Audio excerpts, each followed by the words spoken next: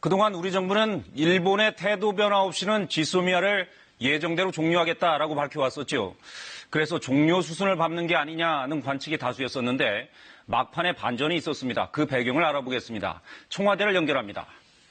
이병도 기자, 어제만 해도 종료 가능성에 무게가 실렸었는데 갑자기 분위기가 반전됐어요.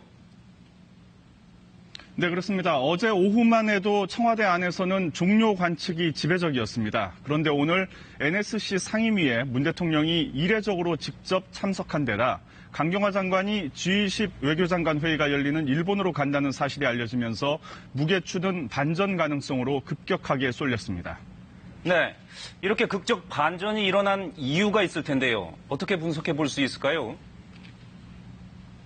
네, 청와대는 반전 이유를 직접 밝히지는 않았습니다. 그러면서도 문재인 외교의 승리라고 자평을 했는데요. 지난 4일 아베 총리와 깜짝 회담을 이끈 문재인 대통령의 한일 관계 정상화 의지가 반영된 결과라는 겁니다. 하지만 G20 외교장관 회의에 온 스틸웰 미 국무부 차관보가 물밑에서 중재 역할을 활발하게 한 것으로 알려졌습니다. 미국이 한일 양국을 동시에 압박하면서 중재를 했다는 겁니다. 네. 그런 미국의 압력, 즉 미국의 영향이 컸다 이렇게 봐야 되지 않을까요?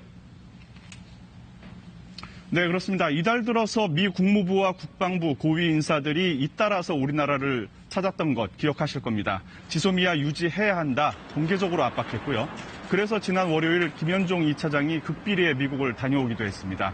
한미 관계 균열 우려까지 나오는 상황에서 일단은 지소미아를 연장하고 대화를 시작하는 게 국익에 도움이 되겠다, 이렇게 판단한 것으로 보입니다.